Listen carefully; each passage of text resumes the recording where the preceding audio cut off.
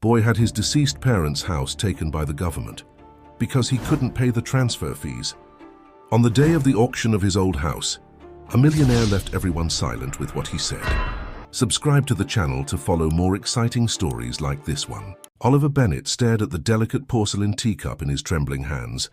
It was his mother's favorite, part of a set she'd collected over 20 years, piece by piece from various antique shops across Yorkshire. Now, like everything else in the modest two-story house in Leeds, it might be taken away from him. The morning light filtered through the kitchen window, casting long shadows across the worn wooden table where he'd spent countless breakfasts with his parents. The letter from the government lay open beside him, its official letterhead bearing news that threatened to shatter his world for the second time in 6 months. The house, his childhood home, and the only tangible connection to his parents, was being seized due to unpaid inheritance taxes and complicated paperwork he couldn't quite understand. At 19, Oliver found himself drowning in a sea of legal terms and bureaucratic requirements he never knew existed.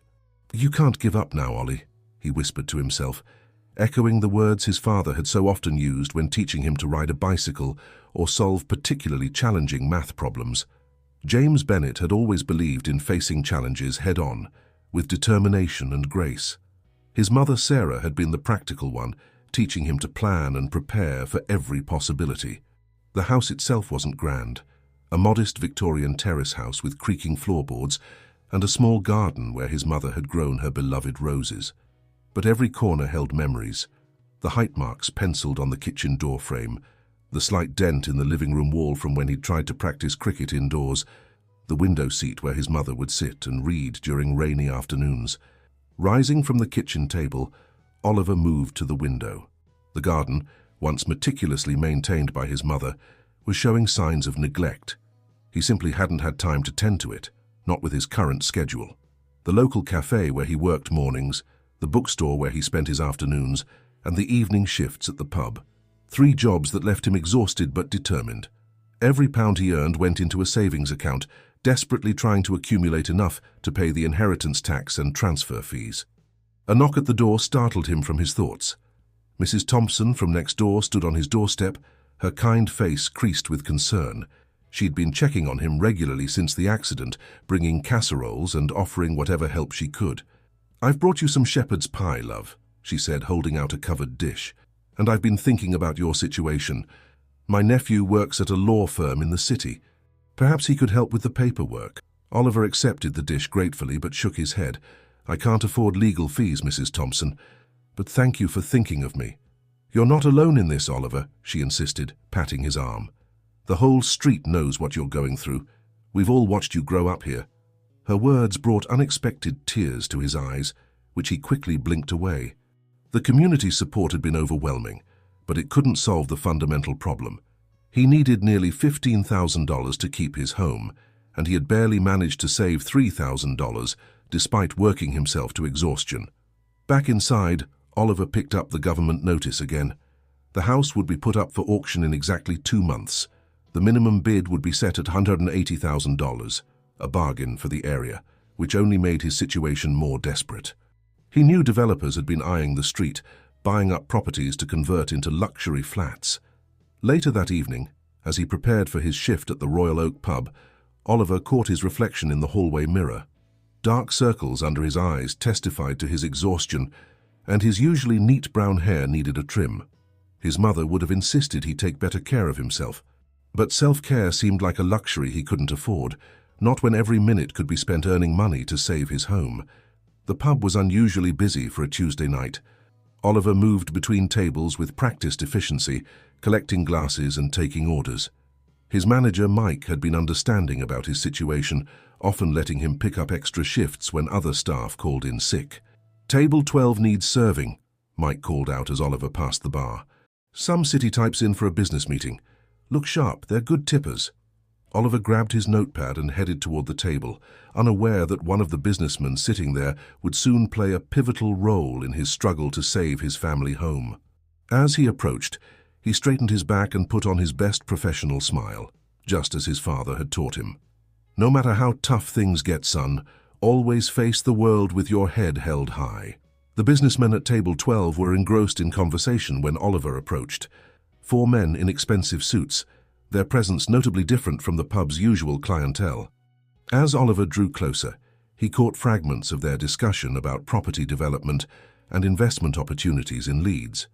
"Good evening, gentlemen," Oliver said, forcing brightness into his voice despite his exhaustion. "What can I get for you?" The oldest of the group, a distinguished-looking man with silver hair and sharp blue eyes, looked up from the menu. "Ah, yes. We'll start with a bottle of your best red wine and—" He paused, studying Oliver's face with unexpected intensity. "Haven't I seen you somewhere before?" "I work at Hartley's bookshop during the day and the Morning Brew Cafe," Oliver replied, keeping his professional smile in place. "Perhaps there—" "No, that's not it," the man mused, then snapped his fingers. "The council meeting last week. You were there in the public gallery, asking about property inheritance regulations." Oliver's smile faltered slightly. He had indeed attended several council meetings, desperately seeking any information that might help his situation. "Yes, sir. That was me. Alexander Rochester," the man introduced himself, extending his hand. "I was there representing Rochester Developments. Your question about inheritance tax exemptions caught my attention. It was quite well researched." Oliver shook his hand, acutely aware of the contrast between his serving apron and Mr. Rochester's bespoke suit. "I've been doing a lot of reading on the subject lately." "Sit with us for a moment," Rochester suggested, gesturing to an empty chair. "If your manager permits, of course." Oliver glanced toward the bar, where Mike gave him a subtle nod. The pub wasn't too busy now, and one didn't refuse Alexander Rochester, a name Oliver recognized from local business news. "Thank you, sir," Oliver said, perching uncomfortably on the chair's edge. "Though I should mention that the wine list's best red is actually not the best we have. There's an unlisted Bordeaux that Mr. Wilson, the owner, keeps for special occasions." Rochester's eyebrows rose appreciatively. "Honest and knowledgeable. I like that." "James, order that Bordeaux," he instructed one of his companions. "Now, young man, tell me more about your interest in property law." Over the next 15 minutes, Oliver found himself explaining his situation to the group of businessmen. He was surprised by their genuine interest, particularly Rochester's penetrating questions about the legal details. The other men, whom Oliver learned were Rochester's business partners, exchanged meaningful glances as he spoke. "Remarkable," Rochester said when Oliver finished. 3 jobs, extensive legal research, and all while dealing with such a personal hardship. How are you finding time to sleep?" "Sleep is a luxury right now, sir," Oliver admitted. "But I can't give up. That house, it's more than just property to me." Rochester nodded thoughtfully, then pulled out a business card. "Come to my office tomorrow morning, 9 o'clock sharp. I may have a proposition for you." Oliver stared at the embossed card. "But sir, I have the morning shift at the cafe." "Call in sick," Rochester said firmly. "This is more important. And bring any paperwork you have regarding the house." The rest of Oliver's shift passed in a blur. His mind kept returning to Rochester's unexpected interest in his situation. Hope, that dangerous emotion he'd been trying to suppress, began to stir in his chest. At home that night, Oliver sat in his father's old armchair, surrounded by the folders of legal documents he'd accumulated. The summer breeze carried the scent of his mother's roses through the open window, and for a moment he could almost hear her humming as she tended to her garden. "What would you do, Dad?" he whispered to the empty room. His father had always taught him to be cautious about things that seemed too good to be true, but he'd also believed in taking calculated risks when necessary. Pulling out his phone, Oliver called Rachel, his supervisor at the Morning Brew. She answered despite the late hour, her voice thick with sleep. "Rachel, I'm so sorry to call this late, but I need to take tomorrow morning off." "It's important." "Oliver Bennett, you haven't taken a single day off in months," Rachel replied, sounding more awake now. "Take the whole day. You've got enough overtime to cover it." After thanking her, Oliver spent hours organizing his paperwork, preparing for the meeting with Rochester. He couldn't shake the feeling that tomorrow might change everything, for better or worse. As he finally went to bed, the first light of dawn was already creeping over the horizon, promising a new day and perhaps a new chance to save his home. The Rochester Developments building stood like a gleaming monument to success in Leeds business district, its glass facade reflecting the morning sun. Oliver adjusted his tie, borrowed from his father's closet, and checked his appearance one final time in the reflective surface of the entrance doors. He'd spent what remained of his night organizing paperwork and researching Alexander Rochester's business empire. The receptionist directed him to the top floor, where Rochester's personal assistant, a sharp-featured woman named Ms. Winters, led him into a conference room with views spanning across the city. Oliver could see his neighborhood in the distance, the familiar Victorian terraces looking small and vulnerable among the modern developments surrounding them. Right on time. Alexander Rochester's voice boomed as he entered the room. I appreciate punctuality. Tea?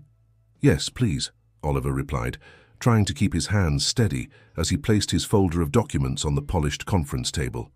Rochester poured tea from an elegant silver service, a far cry from the pub's ceramic mugs, and settled into a chair across from Oliver. I spent the evening looking into your situation, he said, pulling out his own file. Fascinating case, really. The property taxes and transfer fees are prohibitive by design, meant to encourage the sale of inherited properties in developing areas. Oliver's heart sank. So there's no way around them? There's always a way, Mr. Bennett. The question is whether you're willing to consider an unconventional solution. Rochester leaned forward, his blue eyes intense.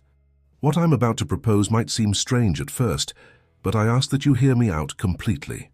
Over the next hour, Rochester outlined his proposition.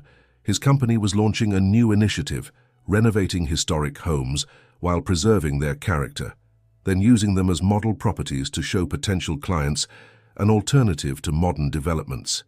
He wanted Oliver's house to be the first project.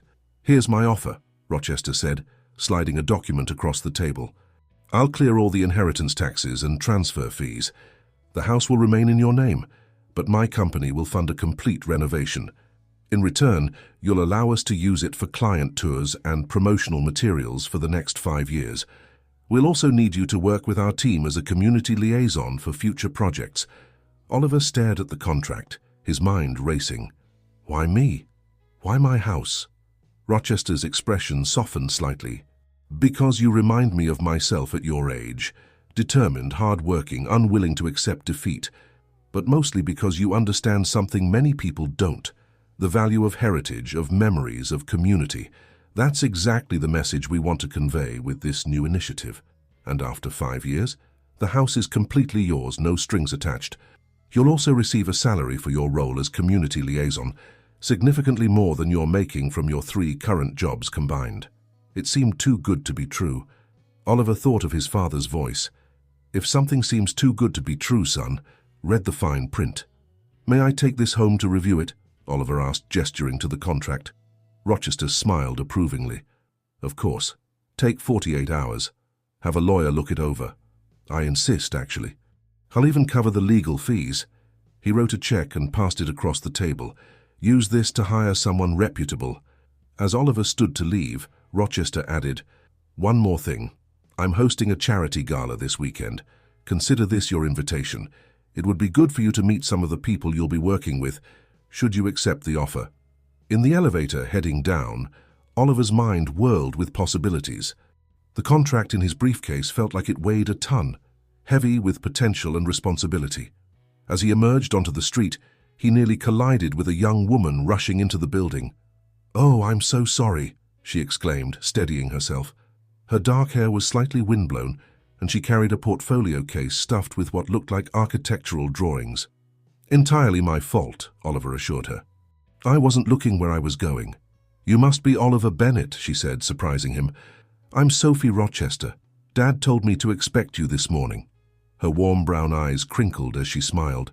"I'm the architect for the Heritage Renovation Project." Oliver felt his cheeks warm slightly. "Oh yes, your father just showed me the proposal." "And? What do you think?" "It was actually my idea, you know. The whole Heritage Preservation Initiative. Dad's more into modern developments, but I convinced him there's value in preserving the character of old neighborhoods." Before Oliver could respond, Sophie's phone buzzed. "Sorry, that's my reminder. I'm late for a meeting, but I'll see you at the gala this weekend, right? We can talk more about the project then." As she hurried into the building, Oliver found himself standing on the pavement for several moments, watching her go. The morning had given him a lot to think about: the contract, the opportunity, and now the unexpected introduction to Sophie Rochester. who somehow made the whole proposition feel even more intriguing. Mrs. Thompson's nephew, Martin Walsh, reviewed the contract in his law office, while Oliver sat nervously across from him. The young lawyer had insisted on looking it over as a favor to his aunt, refusing payment despite the check from Rochester burning a hole in Oliver's pocket. "Well," Martin said finally, removing his reading glasses, "it's surprisingly straightforward for a development contract. Rochester's reputation for complex deals is well known, but this—" He tapped the document.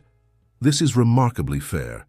The only notable clause is the requirement for you to remain living in the house during the renovation period.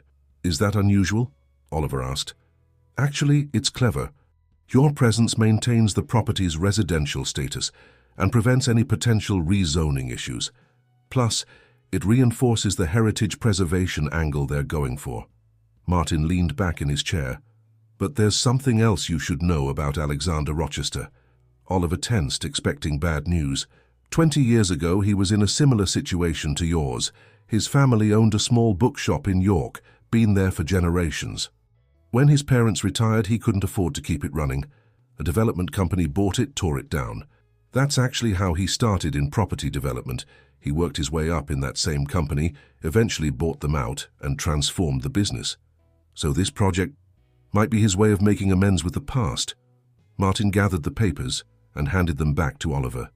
"The contract is solid. The question is, are you comfortable with what it represents?"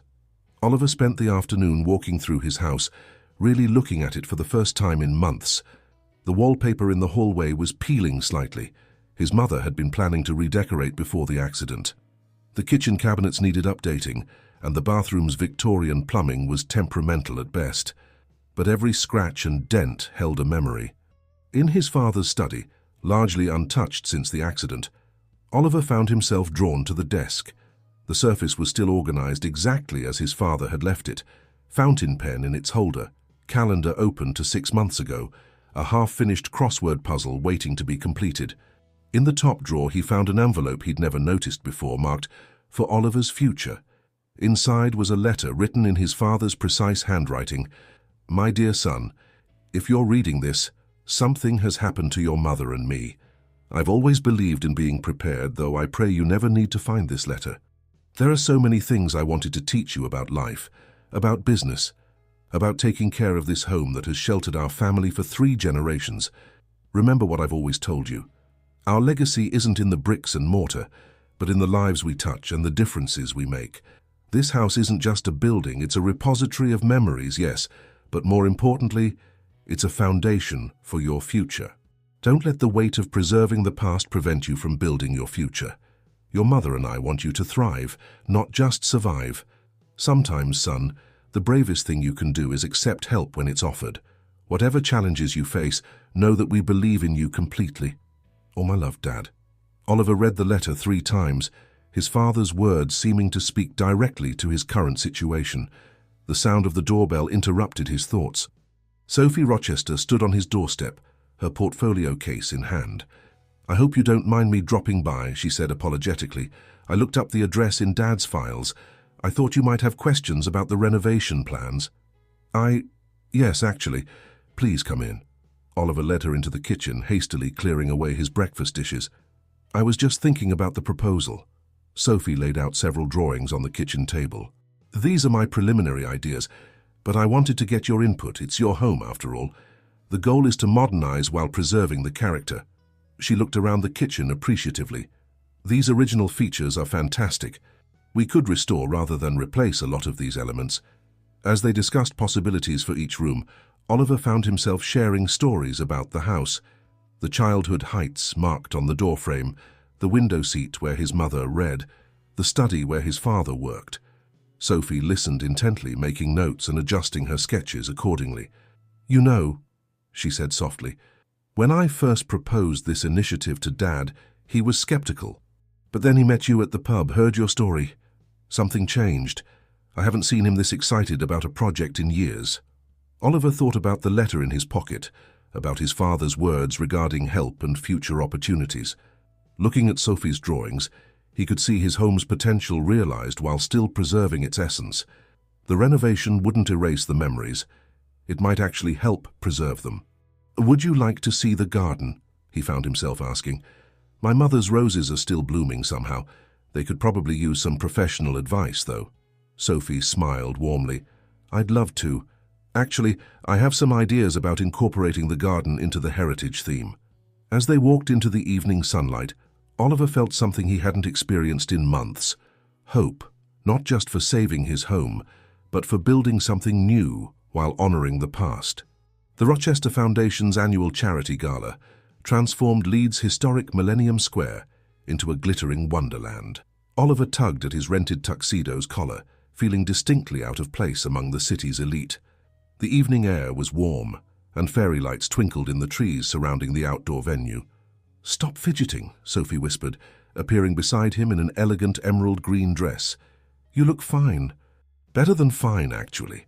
Her presence had become surprisingly comforting over the past 2 days as they'd discussed renovation plans.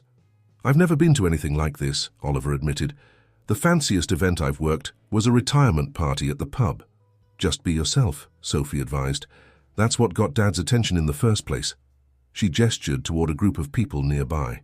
"Come on, I'll introduce you to some of the Heritage Committee members. They're excited about the project."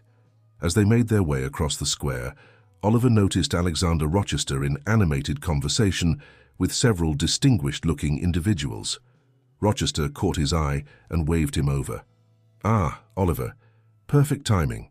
Ladies and gentlemen, this is the young man I was telling you about." Rochester's enthusiasm seemed genuine as he introduced Oliver to the group. "Oliver's house will be our pilot project for the Heritage Preservation Initiative." "Fascinating concept," commented an elegant older woman who introduced herself as Lady Pembroke, chair of the Yorkshire Heritage Society. "We've been concerned about the loss of historical properties in developing areas. Your situation highlights exactly why preservation efforts are so crucial." Oliver found himself drawn into a discussion about architectural heritage and community values. His natural knowledge of the neighborhood and its history impressed the group, especially when he described the various Victorian features of his house that had remained unchanged for generations. "You see?" Rochester beamed. "This is exactly what we need, someone who understands both the historical value and the community perspective." As the evening progressed, Oliver began to feel more at ease. Sophie stayed close, helping him navigate the social intricacies of the event. During a quiet moment, she led him to a quieter corner of the square. "There's something you should know," she said, her expression serious. "Not everyone supports Dad's new initiative. Some of his board members think it's too risky, too different from our usual developments." "Is the project in danger?" Oliver asked, his chest tightening. "No, but—" Sophie hesitated. "There's opposition. Richard Blackwood, our chief financial officer, has been particularly vocal about it. He's here tonight, actually." She nodded toward a stern-looking man watching them from across the square. "Just be careful what you say around him." Before Oliver could respond, a familiar voice caught his attention. "Oliver Bennett? Is that really you?" He turned to find Emily Parker, his former classmate and first crush from secondary school. She looked elegant in a blue cocktail dress, her blonde hair styled sophisticately. "Emily, what are you doing here?" "I work for the Leeds Business Journal now," she explained, "covering the charity gala. But more importantly, what are you doing here? Last I heard—" She paused awkwardly, clearly unsure how to reference his parents. "I'm working with Rochester Developments on a new project," Oliver said, grateful when Sophie stepped closer supportively. Emily's journalistic instincts visibly sparked. "Really? The Heritage Preservation Initiative? We've heard rumors about it at the paper. Would you be willing to give me an interview? It would make a fantastic human interest story." Oliver glanced uncertainly at Sophie, who gave a subtle nod. "Perhaps we could discuss it over coffee sometime," he suggested. "Perfect. Here's my card. Call my office Monday." Emily's eyes darted between Oliver and Sophie, clearly noting their proximity. "It's so good to see you doing well, Oliver." After everything that happened, as Emily moved away to network with other guests, Sophie touched Oliver's arm gently. "Are you okay? We can leave if you want." Oliver started to respond, but movement near the entrance caught his attention. Richard Blackwood was engaged in what appeared to be a heated discussion with Rochester. The older man was gesturing emphatically, his face flushed with apparent anger. "I should talk to Dad," Sophie said, noticing the scene. "Stay here, I'll be right back." Left alone, Oliver wandered toward one of the refreshment tables. He overheard fragments of conversations around him, discussions about property values, development opportunities, and neighborhood regeneration. It struck him how his home, his personal struggle, had become part of a larger debate about progress versus preservation. "Mr. Bennett," a cold voice interrupted his thoughts. Richard Blackwood stood before him, emanating disapproval. "I hope you realize what you're getting involved in. This little project of Alexander's. It's not as straightforward as it seems. Sometimes the kindest thing we can do is let go of the past." The threat in his words was barely veiled. Before Oliver could respond, Rochester's voice boomed across the square, calling everyone's attention for his speech. But as Oliver turned toward the sound, he caught Blackwood's parting whisper. "Think carefully about what you're risking. Not just for yourself, but for others who might be affected by your sentimentality." Rochester's speech celebrated the Foundation's achievements over the past year, but Oliver barely heard it. Blackwood's words echoed in his mind, along with questions about what the man had meant about others being affected. He felt Sophie's concerned gaze from across the square, but couldn't bring himself to meet it. After the speech, as an orchestra struck up a waltz, Sophie made her way back to him. "Want to tell me what Blackwood said that has you looking so worried?" "He suggested there might be consequences to going forward with the project," Oliver replied, leading them to a quiet corner near a fountain. "Not just for me, but for others." Sophie's expression hardened. "That sounds like him. Blackwood's been with the company since before Dad took over. He's brilliant with finances, but—" She hesitated. "He has very fixed ideas about how things should be done. Should I be worried?" "No," Sophie said firmly. "Dad's majority shareholder. Blackwood can't block the project." She held out her hand as the music changed to a slower melody. "Dance with me. It might help take your mind off things." Oliver hesitated. "I should warn you, I've never actually danced like this before. I'll teach you. It's easy, just follow my lead." As Sophie guided him through the basic steps, Oliver found himself relaxing slightly. She was patient, gently correcting his mistakes with humor rather than judgment. They moved slowly at the edge of the dance floor, talking quietly. "Tell me about your parents," Sophie said softly. "What would they think about all this?" Oliver thought about his father's letter, still carried in his inside pocket. "My father always said that opportunities come disguised as challenges. He'd probably say this is one of those times." He managed a small smile. "My mother would be excited about the garden restoration plans you showed me." "And what do you think?" "Really? I think—" Oliver paused, considering his words carefully. "I think I'm starting to see that preserving memories doesn't mean everything has to stay exactly the same. The house needs work, has for years. We just couldn't afford it. Maybe this project is a way to honor my parents by making their home better, not just keeping it frozen in time." Sophie's eyes softened. "That's exactly what preservation should be about. Not just maintaining old buildings, but giving them new life while respecting their history." As they danced, Oliver noticed Emily watching them from the press area, her reporter's notebook in hand. Blackwood was also observing, his expression unreadable as he conversed with a group of board members. "Your father's speech," Oliver said, changing the subject. "He mentioned other properties in the neighborhood?" "Yes, that's part of the larger plan. If your house proves successful as a model, we want to offer similar arrangements to other homeowners in the area. Help them renovate and preserve their properties rather than selling to developers who'd demolish them. That would change everything for the neighborhood," Oliver realized. All those families worried about maintenance costs and rising property taxes. "Exactly. But it also means going against some powerful interests.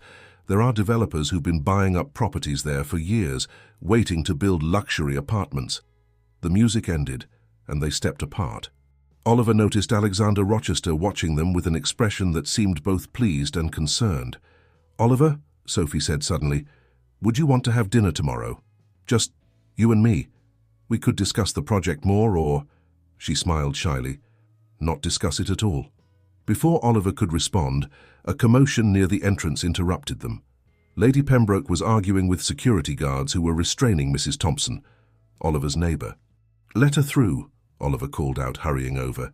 "She's my neighbor, Mrs. Thompson, what's wrong?" The elderly woman was out of breath, her usually neat hair wind-blown.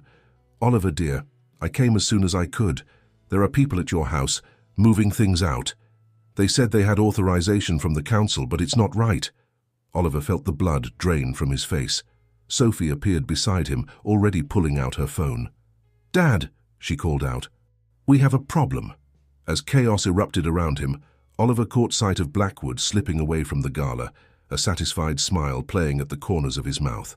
The journey back to Oliver's house felt eternal, even in Rochester's chauffeured car. Sophie sat beside him, still in her evening gown, making rapid phone calls. Alexander Rochester occupied the front passenger seat, his usual composed demeanor replaced by controlled anger. "Jenkins, my lawyer, is already on his way," Rochester announced, ending his own call. "Whatever authorization they claim to have, it won't stand up to legal scrutiny." As they turned onto Oliver's Street, they could see several moving vans parked outside his house. Men in uniforms were carrying out furniture, while a woman in a business suit consulted a clipboard. "Stop right there," Rochester's voice thundered as he emerged from the car. "I am Alexander Rochester, and I demand to see your authorization for this action." The woman with the clipboard straightened, unimpressed. "I have a council order right here, sir. The property is scheduled for clearance prior to auction." "That's impossible," Oliver protested, pushing forward. "The auction isn't for weeks, and I have the right to maintain possession until then." "Plans change," the woman replied coolly, handing over a document. "This order was processed this afternoon. Everything's perfectly legal." Sophie, who had been examining the paper, suddenly spoke up. "Look at the timestamp on the digital signature.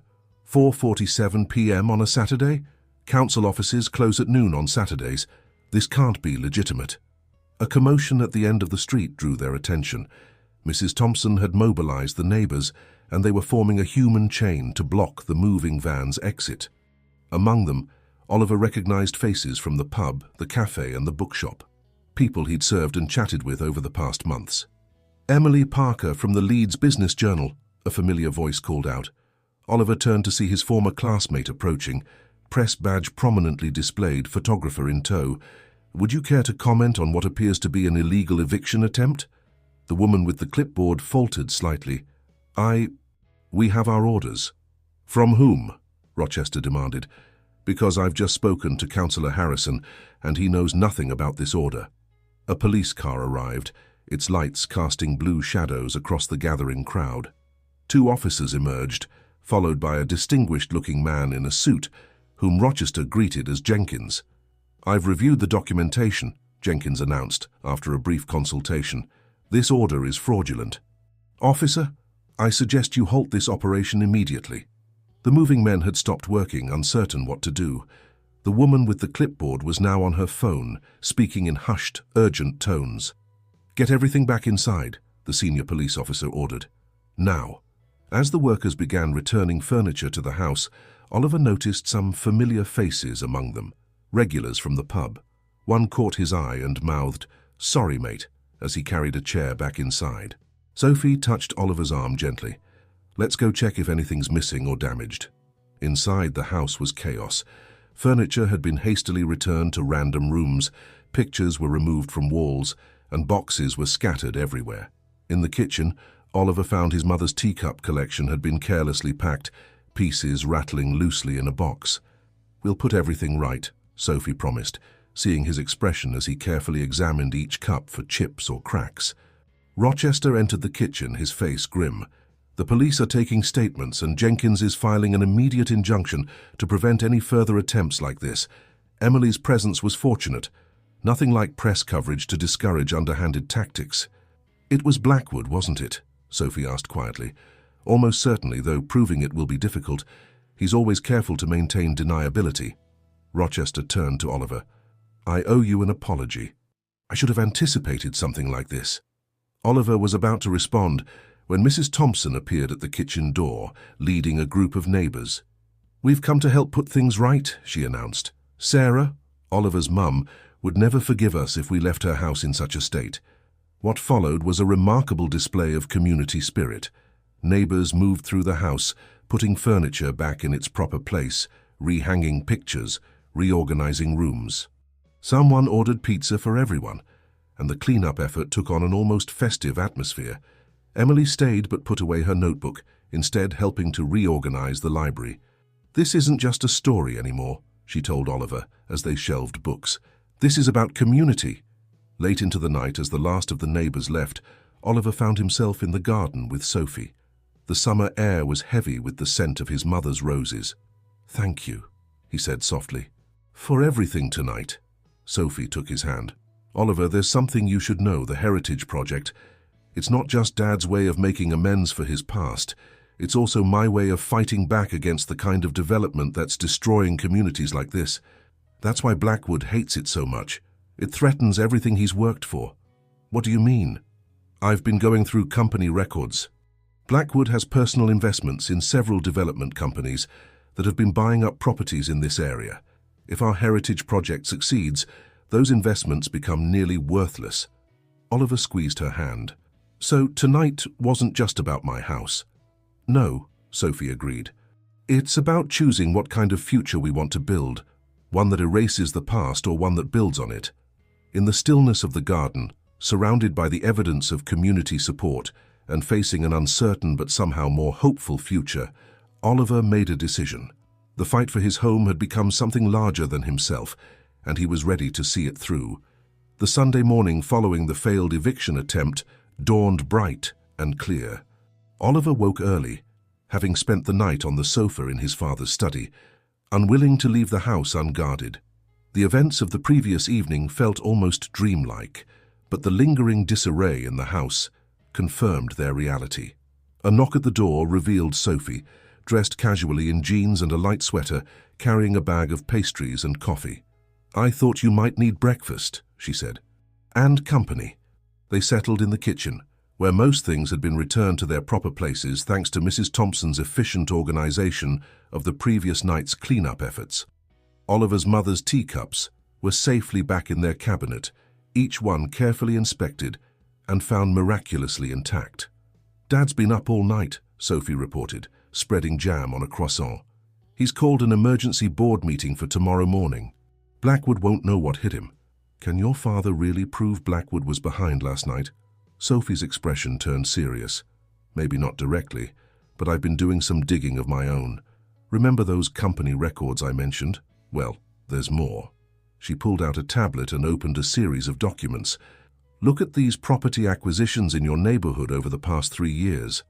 Oliver leaned in, examining the records. "These are all houses that were sold after their owners couldn't afford maintenance or inheritance taxes." "Exactly, and all bought by different development companies that seem unrelated at first glance. But look closer. They all trace back to shell companies, where Blackwood is a major investor. He's been orchestrating a systematic buyout of the entire area. That's why he's so opposed to the Heritage Project," Oliver realized. "It's not just my house. If other homeowners learn they have options besides selling, his whole scheme falls apart," Sophie finished. "The development companies can't build their luxury apartments if they can't acquire enough consecutive properties." Oliver sat back, processing this information. "We need to tell people. The whole neighborhood should know about this." "That's what I was thinking. And I know just the person to help spread the word." Sophie pulled out her phone and dialed. "Emily, it's Sophie Rochester. How would you like an exclusive story about property development schemes in historic neighborhoods?" While Sophie talked with Emily, Oliver wandered into the garden. The morning sun illuminated his mother's roses, making them glow like stained glass. A movement caught his eye. Mrs. Thompson was in her garden next door, already in her gardening clothes. "Morning, love," she called out. "Thought I'd do a bit of deadheading on your mum's roses. They need regular attention, you know." Oliver felt a rush of affection for his neighbor. "Mrs. Thompson, why did you come to the gala last night? How did you even know something was wrong?" The elderly woman straightened up, brushing dirt from her hands. "Well, that's a bit of a tale. I was having my evening tea when I noticed these official-looking types taking photos of your house. Seemed odd, especially on a Saturday evening. Then I remembered my Martin, my nephew, the lawyer, mentioning something about developers using quick evictions to pressure homeowners. So I called him, and he suggested I alert you straight away." "You saved my home," Oliver said softly. "Nonsense. The community saved your home. Sarah and James, your parents, they were part of what makes this neighborhood special. We look after our own here. Sophie appeared in the garden doorway. Emily's on her way. She wants to interview some of the neighbors about last night and about the development plans Blackwood's been hiding. Mrs. Thompson's eyes gleamed. Oh, I'll have plenty to tell her, and I'll ring round some of the others. We all have stories about mysterious offers to buy our homes. The morning transformed into a hive of activity.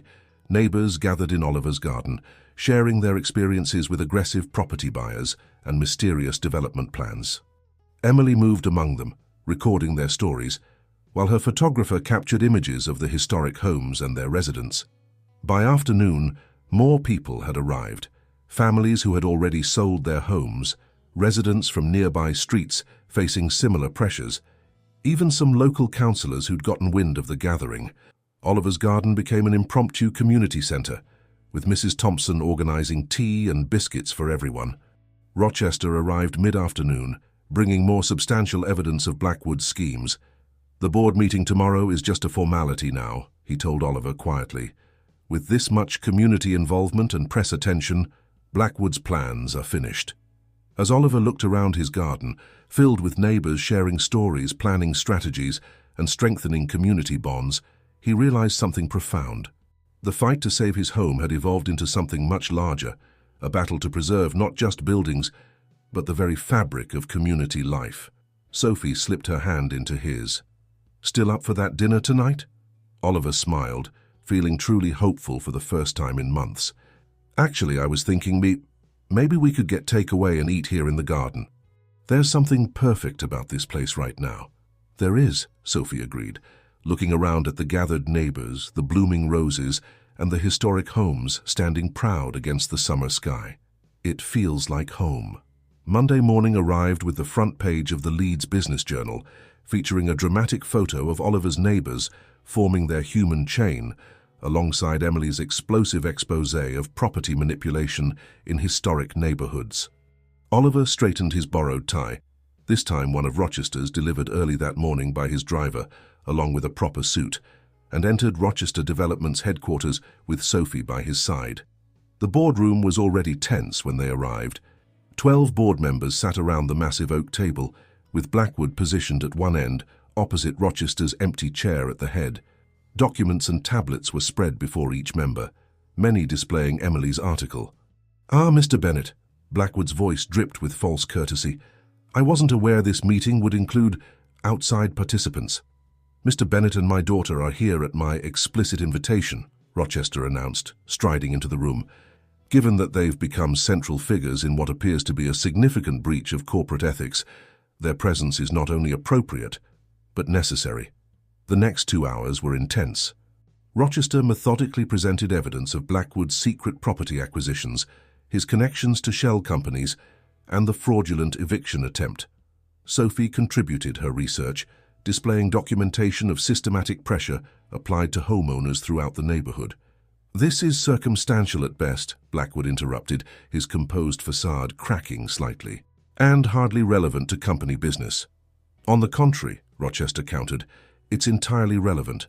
While serving as our CFO, you've been actively working to undermine a company initiative for personal gain. But more importantly, you've been manipulating property markets in ways that could expose this company to significant legal liability." A distinguished-looking woman whom Oliver recognized from the gala, Dr. Helena Chen, according to her nameplate, leaned forward. "Mr. Blackwood, these allegations are extremely serious. Your private investments directly conflict with the company's new direction." "New direction?" Blackwood scoffed. "This heritage preservation nonsense? It's nothing but sentiment over sense. Alexander's letting his guilt over his father's bookshop cloud his judgment. We're a development company, not a historical society." "Actually," Sophie interjected, standing to address the board, "we're a company that's supposed to build communities, not destroy them." She activated a presentation on the room's main screen, showing carefully prepared projections. "Our market research shows growing demand for heritage properties. The Bennett House project alone has generated more positive press than our last 3 modern developments combined." Oliver watched the board members' reactions as Sophie presented her vision for the Heritage Initiative. She'd clearly inherited her father's business acumen, but added her own passion for community preservation. The numbers were compelling: property values, community engagement, projected returns on renovation investments versus new construction. There's room in this city for both preservation and progress, Sophie concluded, but not for manipulation and exploitation. A heavy silence fell over the room. Dr. Chen was the first to speak. I move for an immediate vote of no confidence in Mr. Blackwood's position as CFO. Seconded, another board member quickly added. Blackwood stood abruptly, his chair scraping against the floor. This is absurd. Everything I've done has been to maximize profits and shareholder value. Without my strategies, this company wouldn't be half what it is today. Perhaps, Rochester acknowledged, but at what cost? Not just to the communities we serve, but to our company's reputation and integrity. The vote was decisive.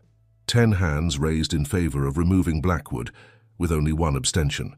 As security arrived to escort him from the building, Blackwood paused beside Oliver. "You think you've won something here," he sneered quietly. "Watch your back, boy. Things have a way of falling apart, even without my help." But Oliver met his gaze steadily, thinking of his father's words about facing challenges with grace. "No, Mr. Blackwood, things have a way of coming together when people work to build something worthwhile." After Blackwood's departure, the board quickly approved the expanded Heritage Initiative. Oliver found himself being congratulated by board members who just hours ago had been skeptical of the entire project. "Well done," Rochester said warmly, clapping Oliver's shoulder. "How would you like to make your position with us official? We'll need someone to oversee community relations for the Heritage program." Before Oliver could respond, his phone buzzed with a text from Mrs. Thompson. "Turn on the local news now." Someone activated the boardroom's television, where a breaking news banner scrolled across the screen. "Historic victory for local heritage. Council announces new preservation grants for Victorian-era homes." The newsreader continued.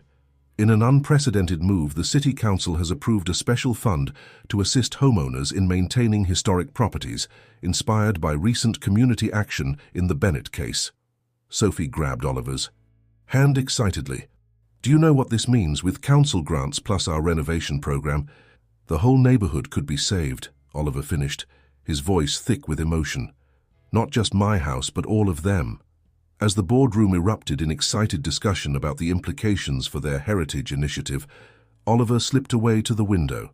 Below, the city stretched out before him, its mix of historic and modern buildings catching the morning sun.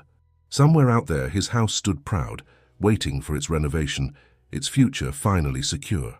Sophie joined him at the window, slipping her arm through his. "Penny, for your thoughts?" "I was just thinking about what my father always said about opportunities coming disguised as challenges. I never really understood what he meant until now." "And?" she prompted. Oliver turned to her with a smile. "And I think I'm ready to help create some new opportunities for other families like mine." The late summer sun cast long shadows across Oliver's garden as workers carefully removed the old greenhouse glass, piece by piece. Sophie stood beside him, reviewing restoration plans on her tablet, while Mrs. Thompson supervised from her garden chair, offering running commentary on how Oliver's mother had originally arranged the space. 2 weeks had passed since the board meeting, and the Heritage renovation project was officially underway. But unlike the rushed clearing attempt that had nearly cost Oliver his home, this change was methodical, respectful, and planned in careful consultation with the family's history. The original Victorian greenhouse framework is in surprisingly good condition, Sophie noted, making annotations on her plans. "Once we replace the glass and restore the mechanical ventilation system, it'll be perfect for your mother's rose cultivation techniques." Mrs. Thompson nodded approvingly. "Sarah would have loved this. She always wanted to restore that greenhouse properly." Oliver touched one of the iron supports gently. "Dad used to talk about fixing it up, but there was never enough money or time." He smiled at a memory. "He'd come out here with his tools every spring, do what repairs he could." The sound of a car pulling up interrupted his reminiscence. Alexander Rochester emerged, followed by Emily Parker and a camera crew from the local news station. "Hope you don't mind," Emily called out, "but people are fascinated by this project. We'd love to do a feature on the renovation process." The next hour was spent filming, as Sophie explained the restoration plans, emphasizing how modern conveniences would be integrated while preserving the home's historic character. Oliver found himself sharing stories about the house's history, discovering that every anecdote helped inform the renovation decisions. And this heritage initiative isn't just about preserving buildings, Rochester added for the cameras. It's about maintaining the fabric of communities. Thanks to the new council grants and our company's program, we've already had inquiries from 15 other homeowners in the neighborhood. After the film crew left, Oliver gave Rochester a tour of the progress inside the house. The kitchen had been carefully dismantled, with original Victorian features set aside for restoration, while modern appliances waited in crates to be integrated seamlessly into the historic space. "Your father would be proud," Rochester said quietly, studying the detailed planning that had gone into maintaining the house's character while updating its functionality. Not just of saving the house, but of how you've helped create something bigger than yourself. Oliver thought about the community meetings now being held regularly in his garden, where neighbors shared maintenance tips and discussed grant applications. The house that had once felt like a burden to maintain was becoming a catalyst for neighborhood revival. "It's strange," Oliver mused, "but fighting to keep this place helped me understand that preserving the past isn't about keeping everything exactly the same. It's about building on the foundations we've inherited." Rochester smiled knowingly. "Speaking of building on foundations, Sophie mentioned you two have dinner plans tonight." Oliver felt his cheeks warm. "Yes, sir. I hope that's not a problem. On the contrary, I've never seen her more passionate about a project or a project manager." Rochester's eyes twinkled. "Just remember, you're both young. Take time to enjoy the process of building something together, whether it's a renovation or a relationship." Later that evening, Oliver and Sophie sat in his partially renovated kitchen. They'd ordered takeaway again, making a picnic on the floor since the furniture was in storage during the renovations. Through the window, they could see the sunset, painting the old greenhouse in shades of gold. "I got another call from the Heritage Society today," Sophie mentioned, reaching for the last spring roll.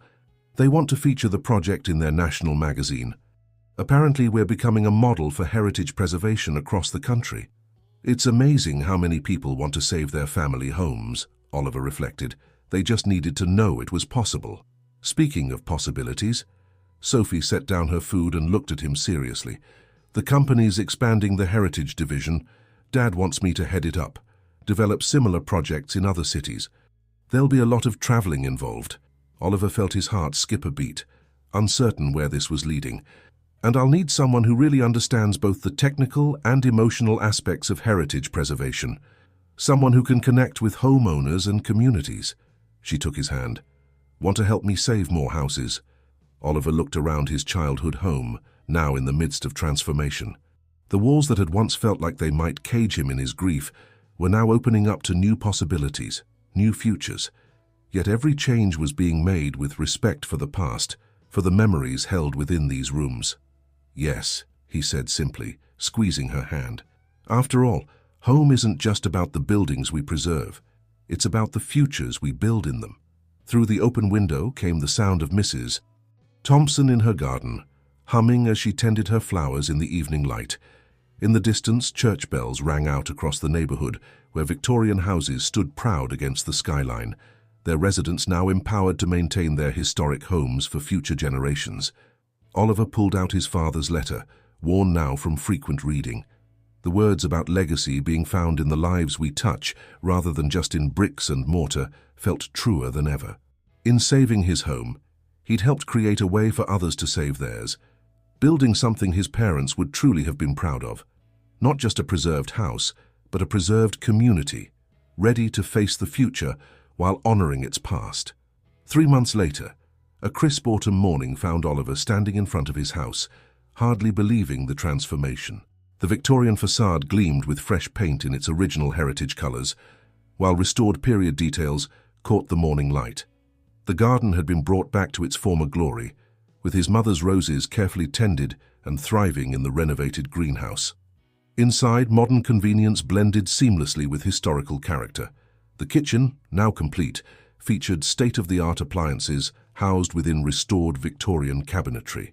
His father's study had been meticulously preserved, with only subtle updates to the lighting and electrical systems. Every room told a story of past and present working in harmony. "Ready for the heritage home tour?" Sophie asked, joining him on the front step. Today would be the first official viewing of the completed project, with representatives from heritage societies across the country coming to see what had become known as the Bennett model of historical preservation.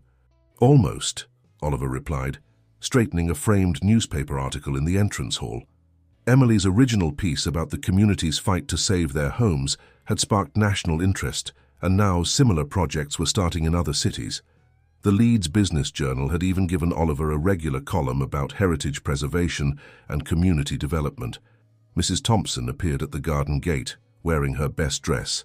"The neighbours are gathering in the community centre," she reported. Several nearby houses had pooled their resources to convert an old corner shop into a meeting space for heritage project planning. Everyone's excited to show off their renovation plans.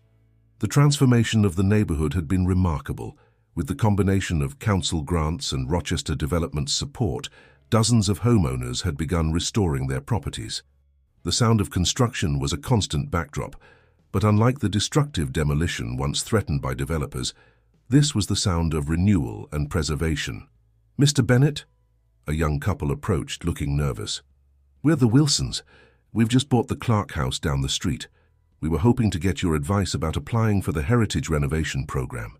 Oliver smiled, remembering his own uncertainty just months ago. "Come to my office tomorrow. We'll go through everything step by step." His role as community liaison had evolved into something much more, part advisor, part advocate, and part historian for the neighborhood. The heritage tour proved to be a tremendous success. Visitors were impressed not just by the physical restoration of Oliver's house, but by the whole community's involvement in the heritage preservation movement. The greenhouse, now fully restored, drew particular attention. Oliver had decided to maintain it as a community garden space, teaching local children about his mother's beloved roses and traditional gardening techniques. Later that afternoon, as the last of the tour groups departed, Sophie found Oliver in his father's study. He was sitting at the restored desk, looking through old family photographs. "Found something interesting?" she asked, perching on the desk's edge. "Look at this," he said, showing her a faded photograph. "It's my great-grandfather in front of the house, right after he bought it. The greenhouse was his project originally. He used to grow vegetables for the whole street during hard times." Sophie studied the image. "The house has always been more than just a family home, hasn't it? It's been part of the community for generations." "That's what I never understood before," Oliver admitted.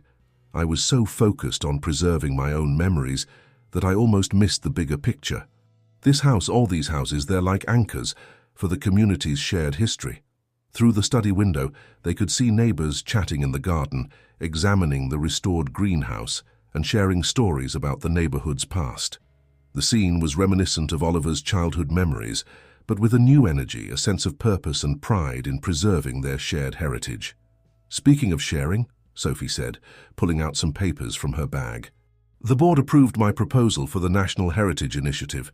We'll be opening offices in Manchester, Birmingham, and Edinburgh next month, each one based on what we've achieved here." Oliver's eyes lit up. "That's fantastic.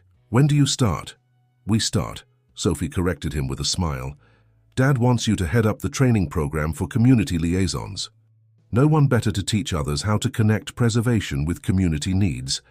As the autumn sun began to set, casting long shadows through the study's restored Victorian windows, Oliver realized how far he'd come from that desperate young man who'd once sat in this same room wondering how to save his family home. The house was still filled with memories, but now it was also filled with possibilities for the future. "Your parents would be proud," Sophie said softly, as if reading his thoughts. "Not just of the house, but of everything you've helped create here." Oliver picked up his father's old fountain pen, still kept in its holder on the desk. "Dad always said that a house is more than just walls and a roof. It's a foundation for building a life." He smiled at Sophie. "I think I finally understand what he meant." 1 year to the day after the attempted eviction, Oliver's garden was once again full of people.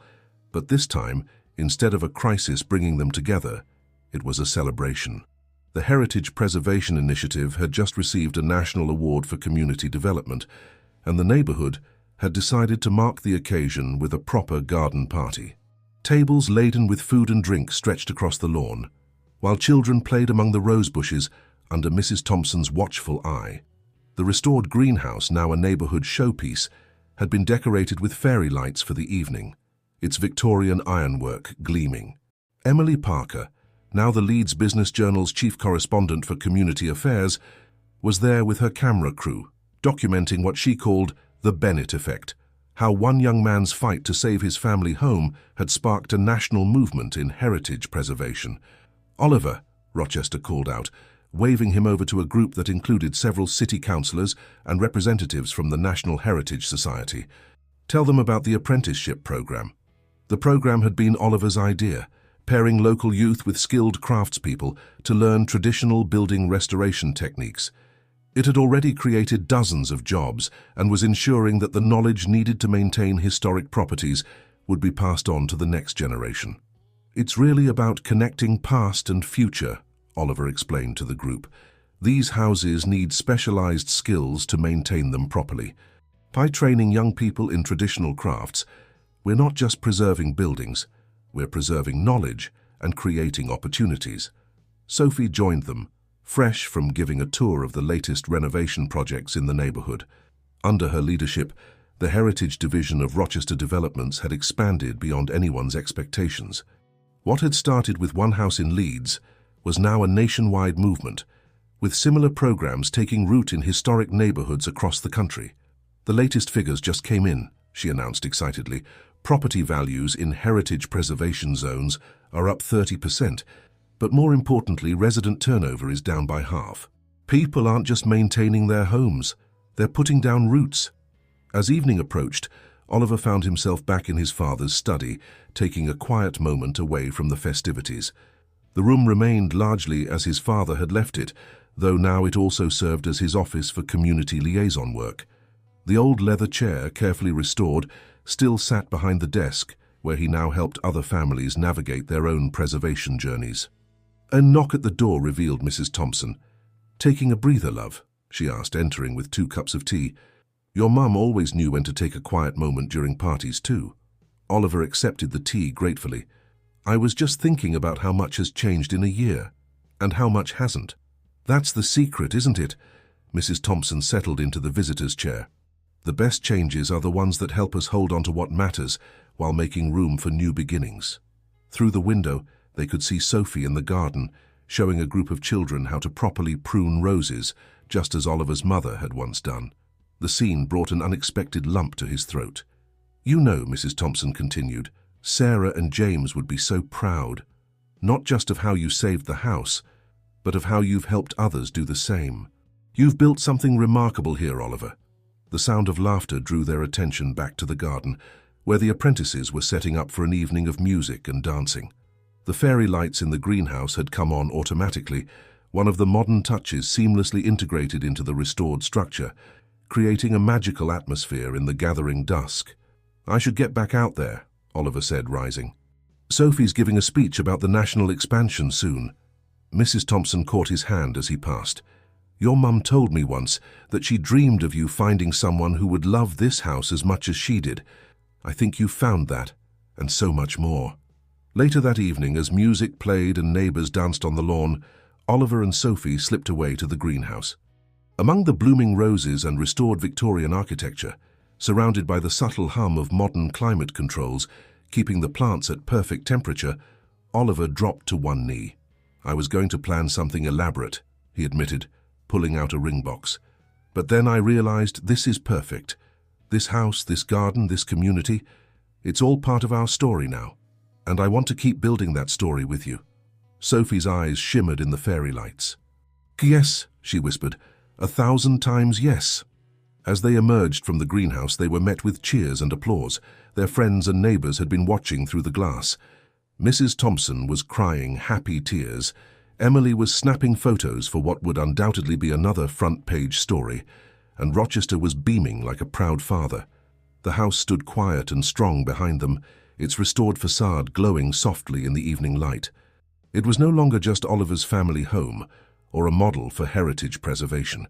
It had become a symbol of how the past and future could coexist, how communities could thrive when people worked together to preserve what mattered while embracing change. As Oliver looked around at the celebrating crowd, The master craftspeople who had restored the house, the apprentices learning their trades, the neighbors who had become like family, and Sophie by his side. He remembered his father's words from that letter found so long ago. Our legacy isn't in the bricks and mortar, but in the lives we touch. The house had indeed become a foundation for the future, just not in the way he had originally imagined. It was a foundation for community, for preservation of both buildings and values, for new beginnings rooted in respect for the past.